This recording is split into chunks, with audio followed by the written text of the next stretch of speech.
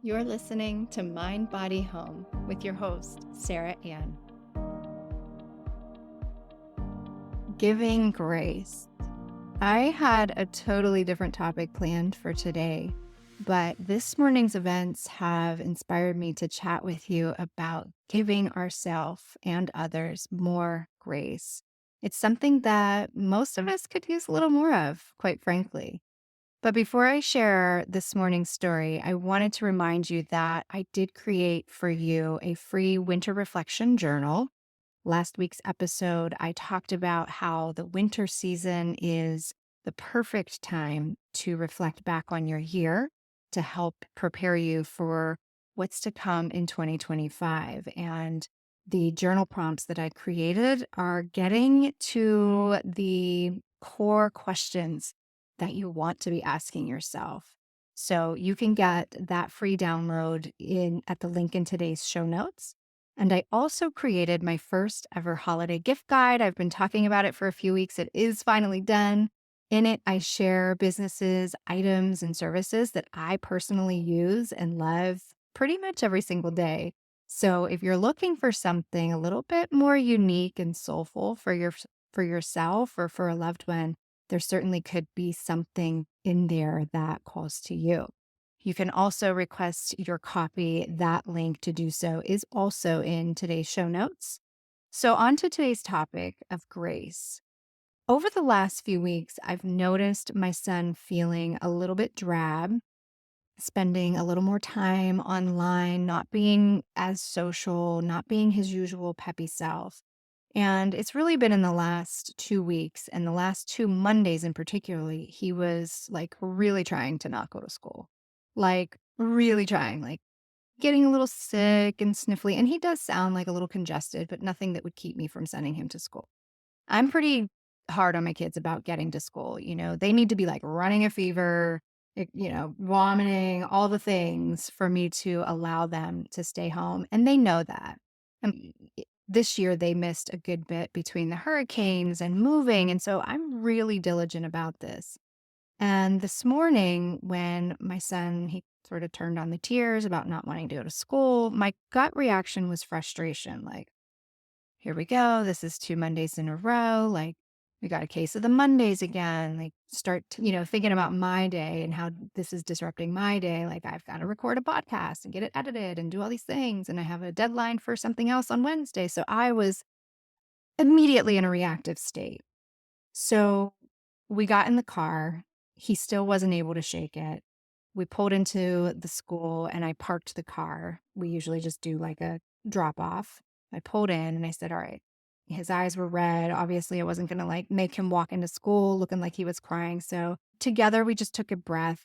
I've taught my kids tapping. So we tapped together. We talked it out. He wasn't really sure like what was at the core that was bothering him.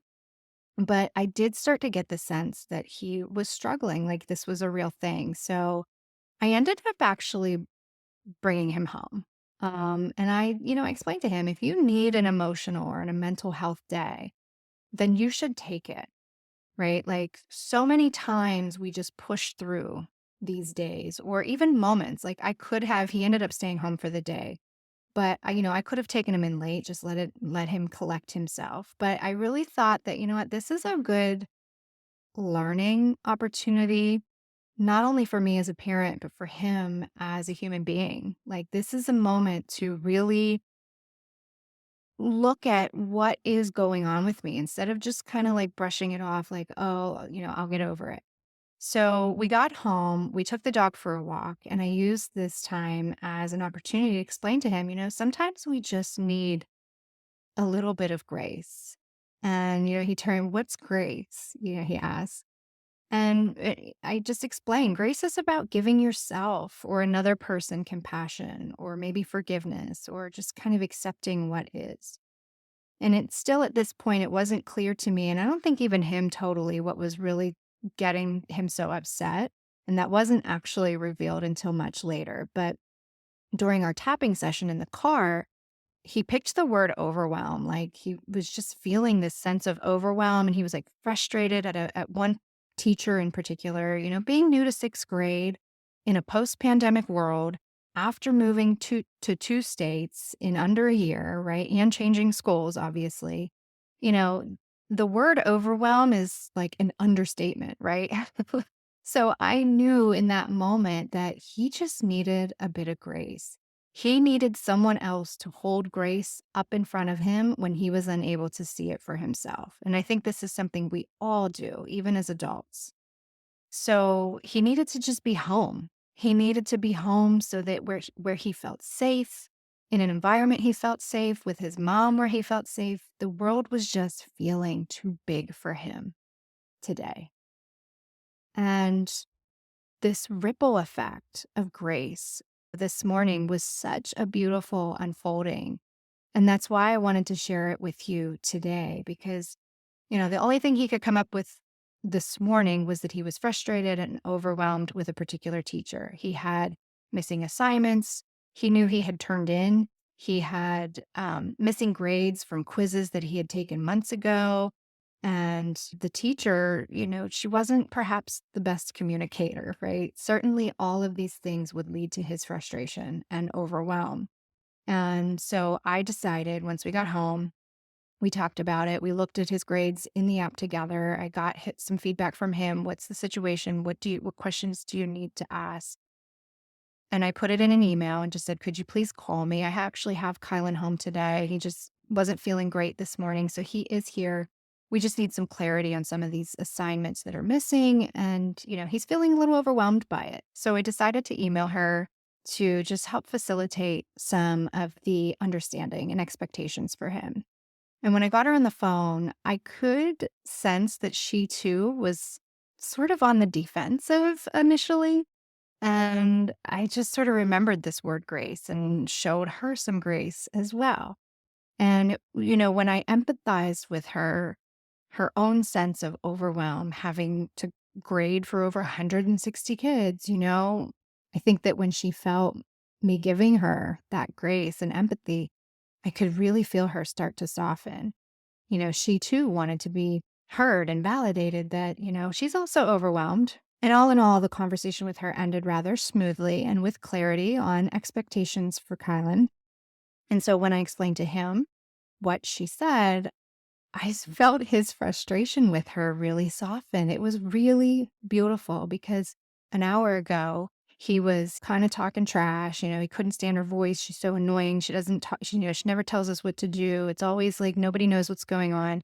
And in this moment, I could just feel his whole body relax. And that's what grace does. Grace softens you, it softens your heart, yours, mine, another person. Grace is gentle and it's kind and it's compassionate. It literally allows us to communicate in a way that says, I see you and your struggles. And in this moment, I can hold space for you and I can be gentle because you feel overwhelmed, frustrated. Things feel heavy and rough, right? So if we meet that with the opposite, which is gentle softness, kindness, compassion, we find the perfect balance. The need for grace arises when we feel like we've messed up or we didn't do something that well, or if we did it at all. Anytime the feeling of shame or guilt arises, it's a call for grace. And that became really apparent even later in the morning when my son then shared that he also messed up in orchestra just this past Friday and failed to get his orange belt. And then he heard the snickering of another student when he messed up his notes. And as he's telling me this, his tears are welling up again. And I was so happy to see them. I thought, this is such a beautiful morning. I wanted him to move that energy of embarrassment and shame about not getting it right, not being able to handle it all. Because so many of us, especially snickering middle schoolers, are all walking around like nothing's bothering them, at least not around their peers anyways. But we all are struggling through something. It might be big, it might be small, it doesn't matter. We all struggle at times, and we also at times need something or someone to deliver us a little bit of grace or remind us to give it to ourselves. And had I not given myself some grace on my air quote busy day, I would have completely missed this opportunity for connection with my son. Some things you just don't learn in school. Lisa Broner wrote something very beautiful about grace, and I just wanted to share it because it sums it up so beautifully. Giving ourselves grace moves us towards our best selves.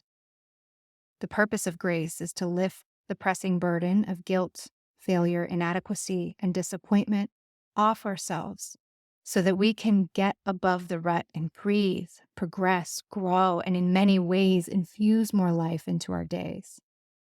Grace is not an excuse for giving up. It's not an excuse for resignation. It's not an excuse for bad short-term decisions that will bite us in the long term. Instead, grace is a permission to acknowledge our present state and condition without disparagement. It is permission to give ourselves what we need to be stronger for the next step. It's permission to do things differently, even when the current method isn't working. So, my friends, be kind to yourself today. Give yourself and others a little more grace. The ripple effect, although not always witnessed, is indeed very real. Until next week, so much love and gratitude.